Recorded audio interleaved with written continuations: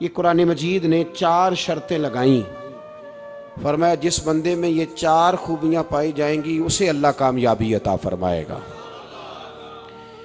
मुसलमान की सोच के खिलाफ है ये बात, ये कुरान की फिक्र के खिलाफ है कि अपनी फिक्र करो।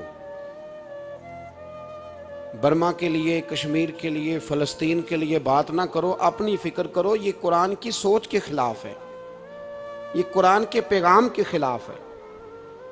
इसलिए कि अगर सिर्फ अपनी बात होती तो आमनु और आमिलुस सालिहात पे बात ख़त्म हो गई होती, फिर बात आगे न चलती। जब कहा गया वतवासो बिल हक, हक बात की तलकीन करनी है। अगर बात सिर्फ अपनी ज़ात की होती तो ठीक हो गया था, नमाज पढ़ी, रोज़ा रखा, हज किया, ख़त्म हो गई।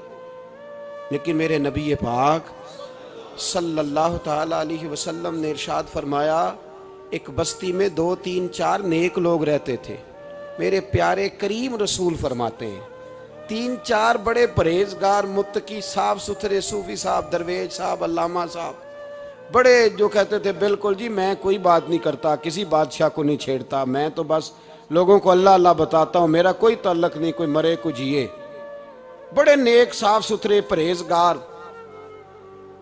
बाकी सारी बस्ती गुनाह करती थी।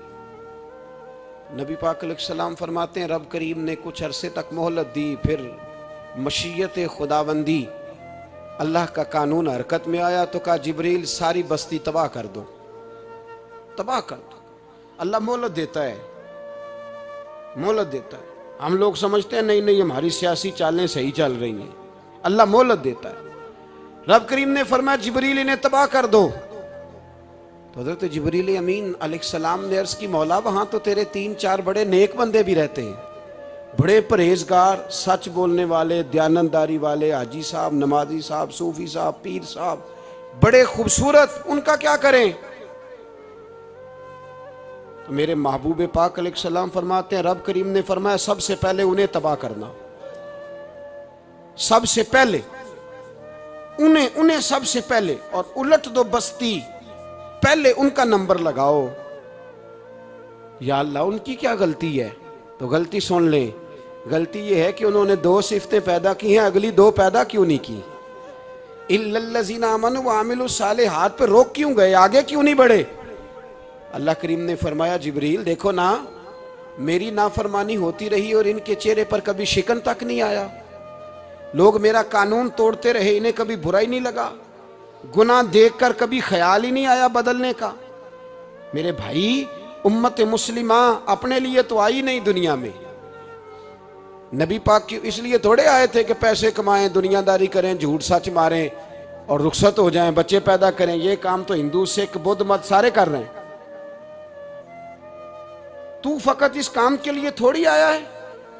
कुंतुम खैरा उम्मतिन उखरिजत लिन्नास, अल्लाह फरमाते हैं मेरे महबूब के गुलामों तुम बेहतरीन उम्मत हो, मैंने तुम्हें उम्मतों के भले के लिए पैदा फरमाया है, तुम्हें लोगों की इमामत के लिए दुनिया में भेजा है। ए नौजवान मुस्लिम, कभी ये तदब्बुर भी किया तूने? वो कौन सा गर्दू है जिसका है तू एक टूटा हुआ तारा? तूने कभी सोचा है तू क्या है? पता है तुझे? रोजी कमाओ, रोटी कमाओ, और अब तो बहुत सारे लोग झूठ की दुनिया में जिंदा हैं, झूठ बोलते हैं अपने आप के साथ भी, दाएं बाएं फ्रॉड कर रहे हैं अपनी जात के साथ, खौल बना लिया, उसमें बंद हो गए, बाहर ही नहीं निकल।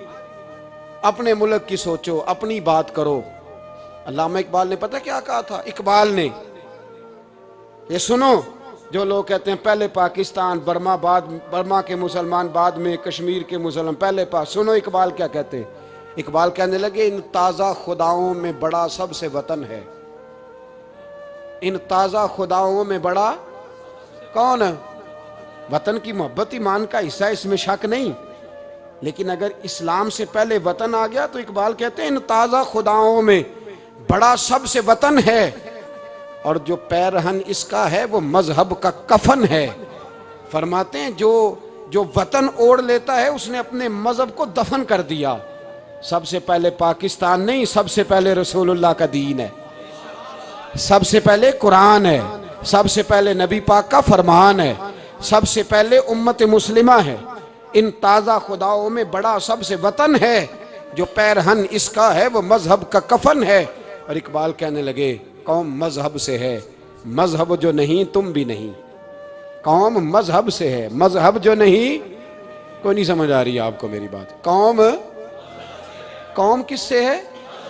पाकिस्तानी होने से, पंजाबी होने से, सिंधी बलोची पठान होने से ना। कौम मजहब से है और मजहब जो नहीं तुम भी नहीं। ये कैसे हो सकता है कि मजहब ना हो और बंदा जिंदा रहे? ये कैसे हो सकता है भाई? काफिर ने असल में, मैं जाग ही नहीं रहा, मैं जागता ही नहीं। मैं जेब की सोचता हूँ, मस्जिद की सोचता हूँ, खानका की सोचता हूँ, मदरसे की सोचता हूँ, दुकान की। सारा दिन तो इस चक्कर में लगा रहता हूँ लोगों को साबित करने में कि मैं सही हूँ बाकी गलत है। मैं तो अपनी जात के खौल से उठ ही नहीं रहा। और मुझे ये अंदाजा ही नहीं कि लीबिया सारा कट गया, मिस्र के टुकड़े टुकड़े हो गए। मुझे पता ही नहीं कि शाम, जिसके बारे में मेरे नबी पाक अलैहिस्सलाम ने फरमाया मक्के और मदीने के बाद अल्लाह ने सबसे ज्यादा बरकतें मुल्क के शाम में रखी है। और हुजूर ने फरमाया जिसने हिजरत करनी हो वो शाम जाए। इतना आला मुल्क सारा कट गया, 4-4 हजार लोग एक एक दिन में कत्ल हो गए। पर मेरा घर अब आबाद है ना, कोई अर्ज नहीं। वो कटते हैं तो वो दूर हैं, कटते रहे।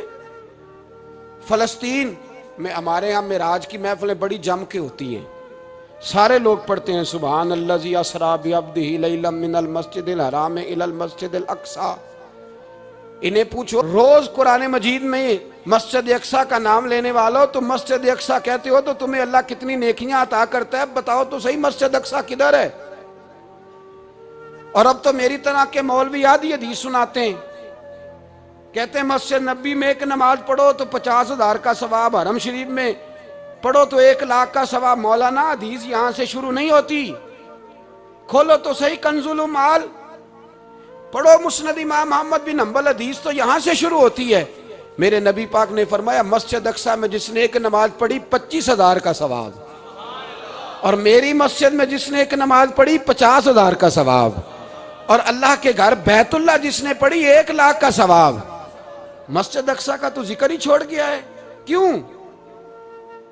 वो मस्जिद जिसकी तरफ मुंह करके 15 साल मेरे नबी पाक ने नमाज अदा की। किसने? बोलिएगा। 15 साल तक, 2 हिजरी में 13 साल मक्के में, 2 साल मदीने में, मस्जिद अक्सा की तरफ जिधर मुंह करके तेरे और मेरे रसूल नमाज पढ़ते रहे। आज वो मस्जिद यहूदी के कब्जे में है। कई कई जुमे ताला रहता है, वहां नमाज नहीं पढ़ने दी जाती। मुझे क्या लगे इस बात से? मेरी मस्जिद में थोड़ी लगा हुआ है। ऐसी हवा चली है कि हर शख्स सोचता है तमाम शहर जले बस एक मेरा घर न जले। भाई ये वो दौर है जिस दौर में जरा सी भी किसी शख्स को तकलीफ होती है तो आलमी मीडिया पे बात जाती है, मोबाइल जेबों में फौरन तस्वीरें कैश होती हैं।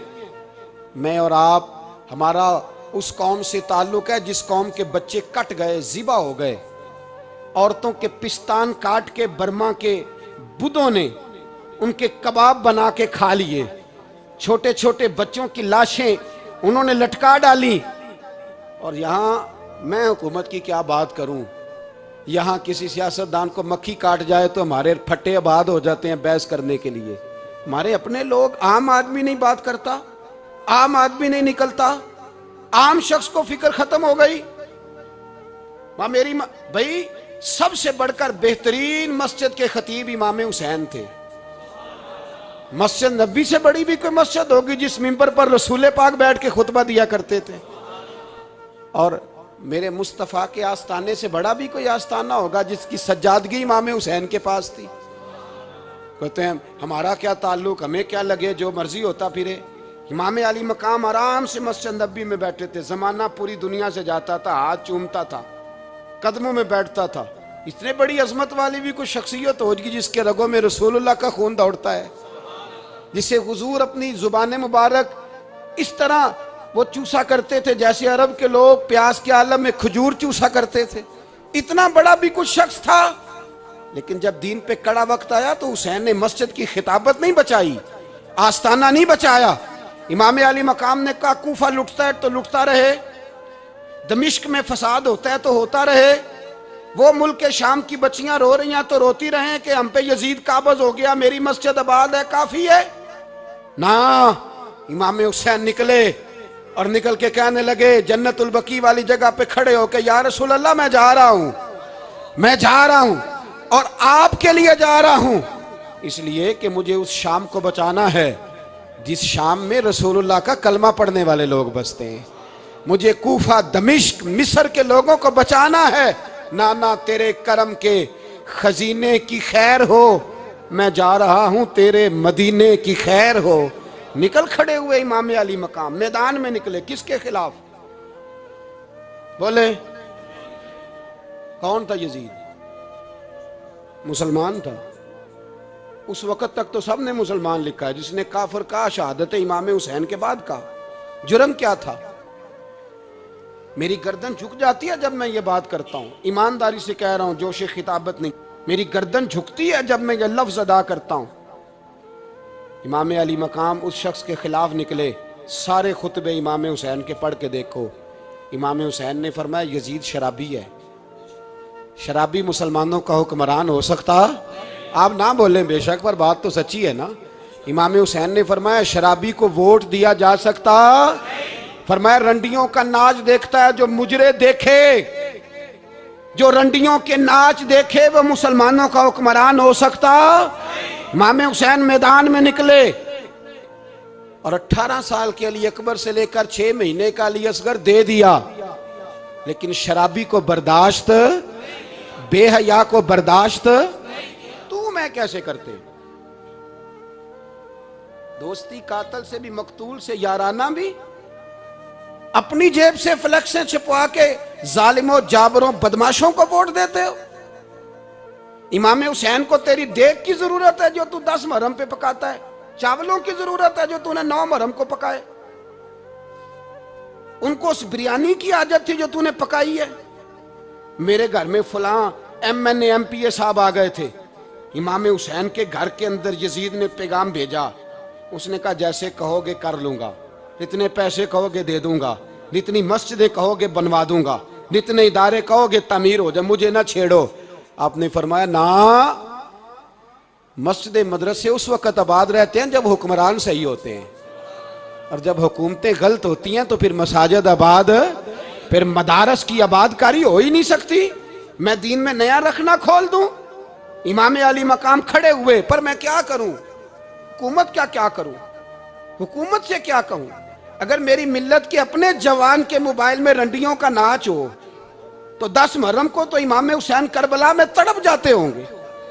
अगर 9-10 मुहर्रम को जो निकला इमाम अली मकाम की बात करने के लिए, वो नौजवान अगर सिगरेट का, शराब का, बदमाशी का आदी हो तो हजरत अली असगर कहेंगे ना मेरी कुर्बानी का क्या बना? वो तो निकले थे उरियानी और फाशी के खिलाफ। और अगर मिल्लत का जवान रोज चौक में खड़े होकर लड़कियों को ताड़ता हो तो हजरत अली अकबर तो अपनी कब्र में रोते होंगे कि ये इस कौम के लिए जान दे दी जो आज यजीदी तरीकों पे अमल कर रही है, जो सारी रात गंद देख के सोती है, जो सारी रात बेहयाई, फाशी और उरियानी में लगी रहती है। इन लोगों के लिए जान दे दी। इतना जुल्म उन शहीदों के साथ। और 10 मुहर्रम को देग पका के कहता है मैं इमाम हुसैन का मानने वाला हूं, मैं इमाम अली मकाम से प्यार करने वाला हूं। ना भाई ना, दोरंगी छोड़ के यक रंग हो जा, सरासर मोम हो जा या संग हो जा। उम्मत मुस्लिमा को बेदार होना पड़ेगा। इमाम अली मकाम मैदान में निकले, डट के निकले, और इमाम ने फरमाया मैदान में निकल कर कि मेरा वतन मदीना है, मेरा वतन मदीना है, पर मदीना बाद में, रसूलुल्लाह का दीन पहले। तू पाकिस्तान की बात करता है। इमाम अली मकाम ने फरमाया मदीने की शरीयत बाद में, रसूलुल्लाह का दीन पहले, और तेरे तो बच्चे आम से हैं। इमाम हुसैन ने फरमाया मेरी गोद में जो बच्चे हैं वो रसूलुल्लाह के नवासे हैं, पर बच्चे बाद में, नबी पाक का दीन पहले। आपने फरमाया तेरी बेटी बड़ी बावकार होगी, उसकी बड़ी इज्जत है, तू कहता है बेटी की वजह से ब्लैकमेल हो गया।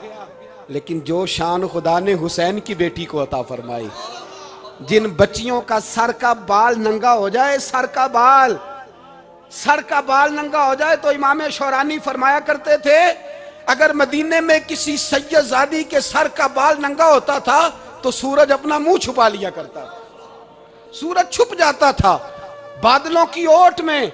और मदीने वाले समझ लेते थे कि घर में काम करते करते किसी सैयदजादी के सर का कोई बाल नंगा हो गया। उन शहजादियों का इतना वकार।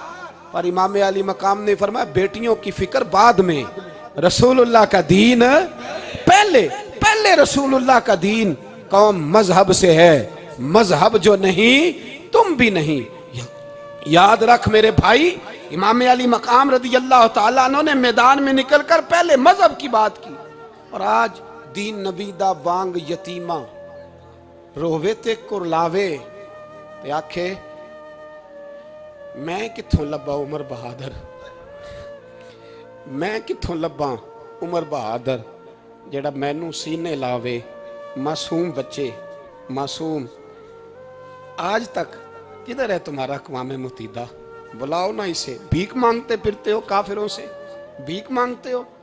बच्चा शाम को घर ना आए तो माँ दरवाजे पे नजर लगा कहती बेटे टाइम पे आ जाया कर, मुझे नींद नहीं आती, वक्त पे। बर्मा की उस माँ से भी जाके पूछो जिसका बच्चा पलट के आए कोई नहीं, आया ही नहीं, उससे भी पूछो। बच्चे ने आधी रात को रोटी मांग ली तो फालज ज़्यादा माँ, उसको फालज था, वो रेंगती हुई उठी और उसने अपने लाल को रोटी पका के दी। बाप कहता रहा चल छोड़, सो जा बेटे तेरी अम्मा। उसने कहा नहीं मुझे नींद नहीं आती, बेटा भूखा है। उस माँ से भी कभी पूछ, उस माँ से जो बांग्लादेश के खेमे में बैठी है। तो BBC लंदन का रिपोर्टर कहता है कि तेरी ख्वाहिश क्या है? कहती कोई भी नहीं, चलो 2 दिन के बाद ही सही मेरे बेटे को एक रोटी दे जाया करो, ये रोटी मांगता है मुझसे, मैं किधर से लाऊं? ये लवारस कौम है, मैं हुक्मरान से जाके बात करूं? जब मेरा अपना नमाजी मुसलमान कहता है पहले पाकिस्तान के बच्चे तो पाल लो। मेरे भाई तुझे खबर ही नहीं, ये तो जाना तो कभी गुंबद खजरा पे, तो मेरे मुस्तफ़ा ने फरमाया मन अज़ा मुस्लिम फ़क़द अज़ानी। फरमाया जब मेरा मुसलमान तकलीफ में होता है तो मैं गुंबद में तकलीफ में होता हूँ, मुझे दर्द होता है, मुझे अजियत होती है। पूछ जाके महबूब पाक से, मेरे अजीज किसी को गम ही नहीं इन लोगों का, किसी को परवाह ही नहीं, कुछ सोचता ही नहीं इनके बारे में। मैं अपने घर में मस्त हूँ, आप अपने घर में मस्त हैं। मेरे रसूलुल्लाह की उम्मत लुट गई सारी, जगह जगह तबाही। 1 इंच धरती पर जमीन ऐसी नहीं जो काफिर की हो और खून बहता हो। एक रेमंड डेविस अमरीकी कुत्ता यहाँ बंद था मुसलमानों के कत्ल में, उन्हें अपनी कौम की इतनी फिक्र थी वो रातों रात छुड़ा के ले गए। लेकिन मेरी और तेरी बहन आफिया सिद्दीकिया सालों से बंद है। तड़प के पूछा है मुसलमानों ने कि उसकी गलती तो बताओ, उसका कसूर नहीं पर वो बंद है। कोई नहीं बात करने वाला, कोई नहीं। मस्जिद जाने, जुमा तो पढ़ाना है, उसमें गर्ज नहीं, दर्द है कि नहीं क्या, उसमें तो इतना पता है 1 घंटे तकरीर है करनी है। पीर साहब सुबह से शाम तक तावीज़ लिखते, सियासतदान सुबह से शाम तक जनाजा भी तब पड़ता है कि मुझे वोट मिलेंगे। ताजर कहता है बस दुकान चलनी चाहिए, मर जाए मेरी तरफ से सारी दुनिया, बस करो, इस खौल से बाहर निकलो। ए नौजवान मुस्लिम, कभी ये तदब्बुर भी किया तूने, वो कौन सा गर्दू है जिसका है तू एक टूटा हुआ तारा? तूने सोचा ही नहीं कभी, तुझे कभी खबर ही नहीं हुई कि ये किस कदर बड़ा काम था? मेरे रसूल पाक सल्लल्लाहु अलैहि वसल्लम के गुलामों जागो। मैं दुआई देता फिरता हूँ, मैं कहता हूँ जट बन के बड़ा जी लिया, बट राई अंसारी बन के बड़ा जिया, बस कर दो, बस कर दो। अब मुसलमान बन के जीना सीखो, अब अपनी पहचान रसूलुल्लाह की गुलामी बनाओ। अब कहो पहले दीन, बाकी हर चीज बाद में, बस करो, बहुत हो चुका हमारे साथ, अब थोड़ा जागो। मैं बहुत सारी बातें दिल में लेके आया था जो आपसे करनी थी, पर ये लफ्ज हैं कि टूटते ही जा रहे हैं। बात है कि सिमत का तायुन ही नहीं हो पा रहा। मेरे भाई, मैं तो कभी कभी सोचता हूँ लगता है रब भी नाराज हो गया है और हमें मनाने का तरीका भी भूल गया है।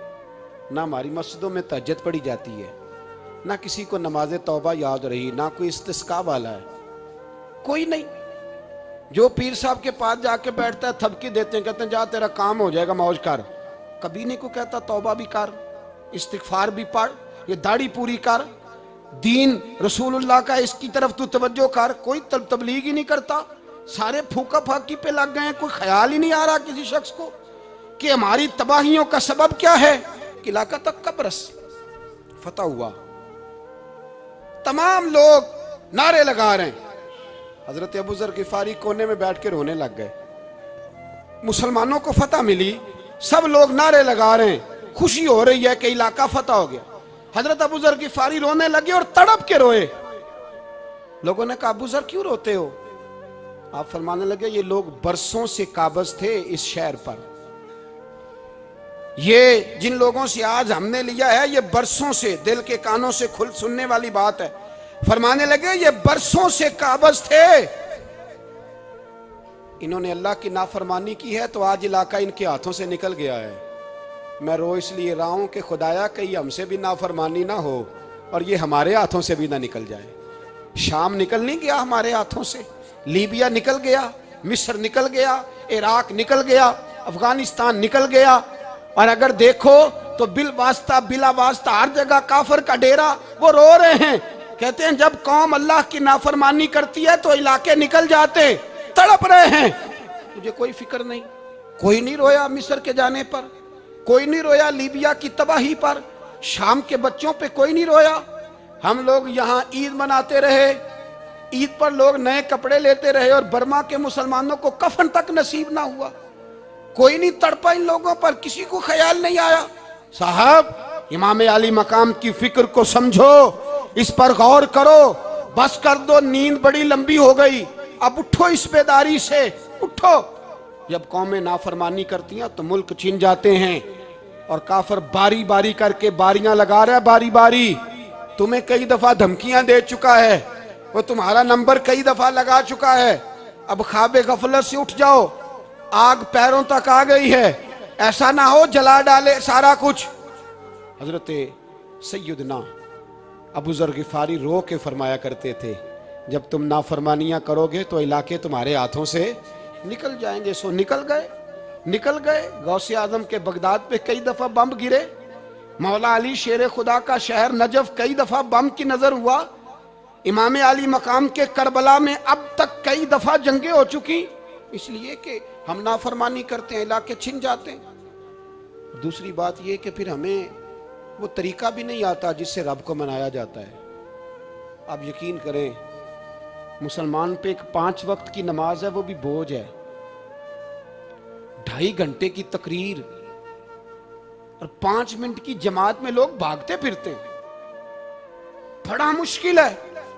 आज तक मुसलमान एक 5 वक्त नमाज पढ़ने के लिए बहाने ढूंढ रहा है, अभी तक। तो वो मुसलमान कहां से आएंगे जो रात को रोया करते थे, रातों को उठ के रोते थे तो सवेरे अल्लाह काफिर के मुकाबले में इतनी मदद करता था कि 10 मुसलमान लाखों को भगा दिया करते थे। इसलिए कि मदद किसकी शामिल होती थी? बोल के बताइए, कौन मदद करता था? क्योंकि देखे ना, ये हमें तरीका बताया नबी पाक ने। अल्लाह हुजूर से राजी था कि नहीं? यार इस पे जल्दी जल्दी बोलो। अल्लाह राजी था ना? तो बदर की रात हुजूर क्या करते रहे सारी रात? ही साथ नहीं था अल्लाह? वो तो वहां से फरमा रहा है गारे सौर से, इन अल्लाह माना। महबूब कह दे कि अल्लाह तेरे साथ है। वहां थे महबूब कह रहे हैं अल्लाह हमारे साथ है, वहां से अल्लाह साथ था। पर सारी रात, बदर की सारी रात, और दुआ का रंग क्या था? हज़रत अबू बकर सिद्दीक फरमाते हैं हुजूर ने हाथ उठाए, अल्लाह ये मेरे 313 है, मैं कुल कमाई लेके आ गया। अल्लाह मेरी कुल कमाई है, अगर ये हलाक हो गए तो कयामत तक कौन तेरी इबादत करेगा? ऐ अल्लाह मदद फरमा। और हुजूर मनाते हैं रब को, कहते हैं या अल्लाह तूने वादा नहीं किया था तू मदद करेगा, या अल्लाह तेरा वादा नहीं था तू कामयाबी देगा, या अल्लाह तूने। सारी रात मनाते गुजर गई, सारी रात। सुबह का उजाला चमका तो हज़रत अबू बकर फरमाते इतना लंबा सजदा किया, हुजूर सजदे में थे, मैं देखते देखते थक गया, मैं सजदे की हालत में ही हुजूर पर लेट गया, लिपट गया। मैंने कहा महबूबा सर उठाएं, वो देखे अल्लाह ने मदद नाज़िल फरमा भी दी है। उठाइए सर। हुजूर ने अल्लाह को मनाया, नबी पाक मनाया करते थे, हम अब सजदों में भी नहीं जाते। इतनी सो गई उम्मत, सजदों तकरीरों से इनकलाब लाना चाहते हैं, हम खाली नारों से इनकलाब बर्पा करना चाहते हैं। लोग जब रोते थे, बूढ़े लोग सजदों में, और आलिम फाजल सूफी की तो क्या बात है ना, वो तो अल्लाह के नुमाइंदे हैं कि जिसके सिर्फ सफेद बाल हो जाएं। मेरे नबी पाक अलैहिस्सलाम ने फरमाया रब तो इनकी बड़ी इज्जत करता है।